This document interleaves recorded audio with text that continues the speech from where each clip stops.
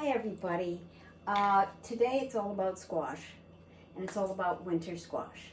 First thing I want to show you is the difference of the interiors of these squash. This is a buttercup. This is a butternut. So it's slightly darker, sweeter, and then you have a delicata, which is, look how compared, much less sweeter. Okay. It's nice for stir fries, but when I'm going for comfort, when I'm going for sweetness, natural sweetness, my favorite is the buttercup. That's what it looks like. This is what it looks like. Buttercup. And or the kombucha, which is orange but sweet like this in the inside. So it's just a day, I think, before Thanksgiving. Everything looks very orange here today. What I've made is I'm trying to show you different ways to use these wonderful squash. When you go into the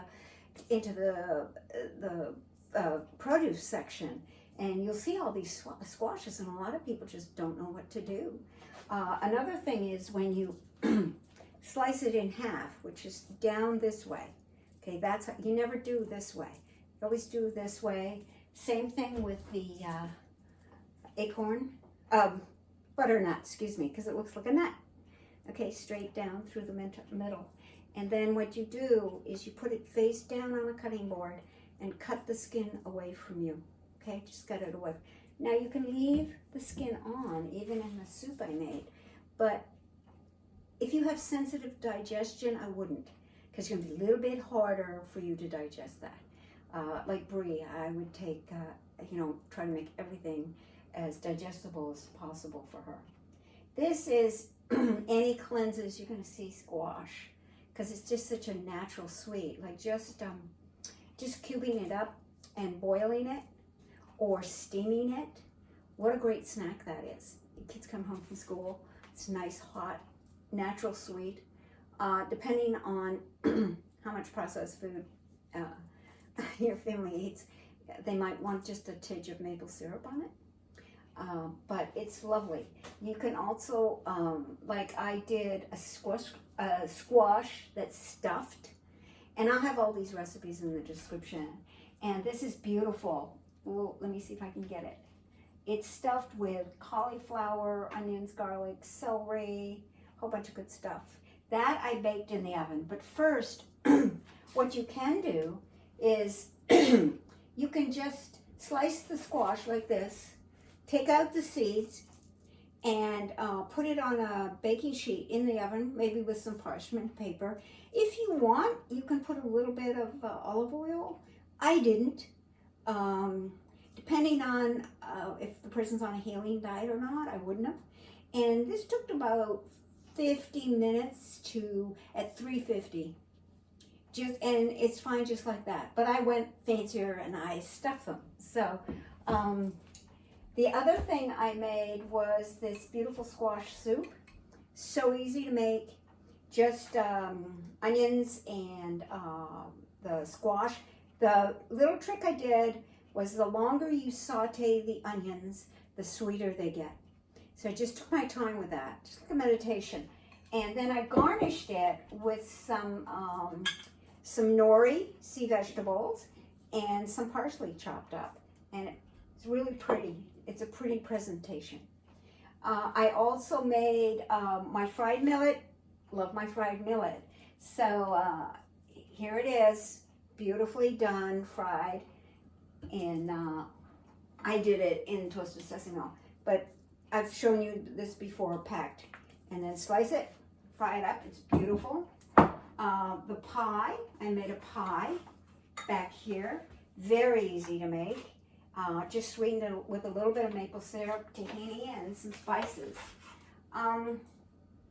So say you were making a meal. So you're wondering what to do. Well, this is a presentation. This is the stuffed squash here. Then the fried millet over here. Then we have some regular sauerkraut. In the middle, I have something that is very different. If you can get it, it's awesome. And here is just the steamed Swiss chard. So the stuff in the middle, the bean-looking thing, is called natto, and it's a traditional Japanese soybean that's fermented, and you add a whole bunch of sliced scallion and some organic natural mustard, and they eat it. This is something they eat on the streets, you know, in food places on the street. It's, you either love it or hate it, because it's a bitter taste if you like fermented. I love it. So, and a little bit, you don't need a lot. So that is like complete protein. But if you wanted to do something else, you could have refried beans. You could have any bean dish. You could also have like a tempeh. They have these wonderful tempehs that just need to be heated up. And that could be in there as your bean side of it. So squash, it's comforting. I'm going wintertime. Wintertime is when we're supposed to go inside, you know, go to bed earlier, get up later, reflect, contemplate, self-healing. It's a great time. Winter squash, normally, I've been moving around a lot, but normally when I'm solid, like with brie, I would, from the local farmer, I get 3 to 4 bushels of winter squash and store them in a cool, dry place, and I would be still using them in January. So, and I love the sweetness of one of Brie's favorite soup was squash soup, absolutely.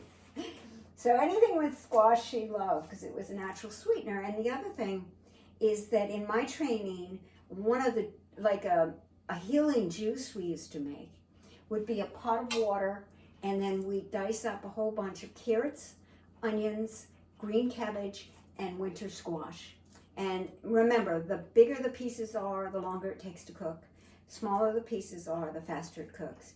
So they would do that, and I would do it, and then you just boil it for about a half an hour, and you've got this sweet juice. So you drain it off, and you refrigerate it, and you heat it up every time you're going to drink it. But that's so healing for this middle part of our body.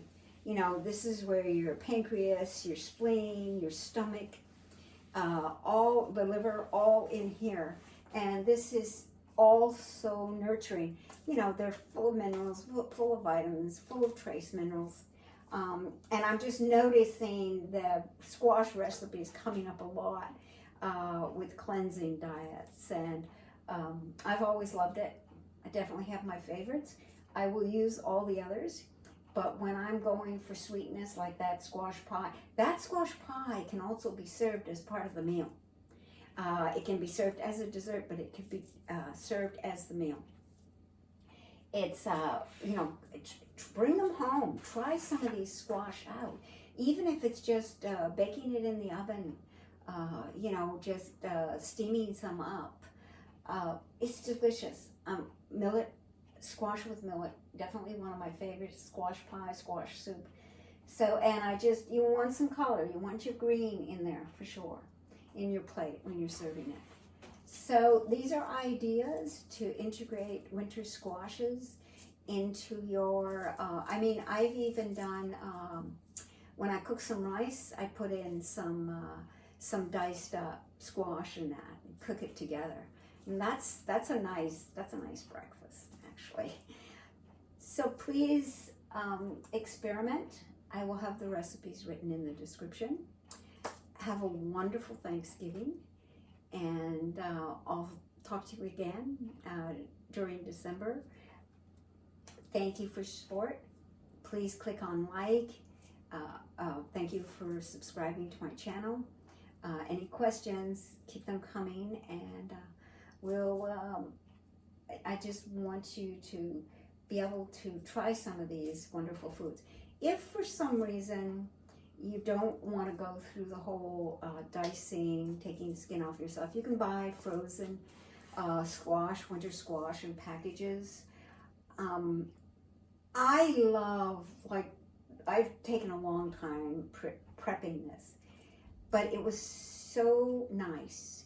I'm going to be serving it to friends this evening, and it just felt so comforting. So we're getting a little colder at night now, and it really was nice because you're putting loving energy into your food.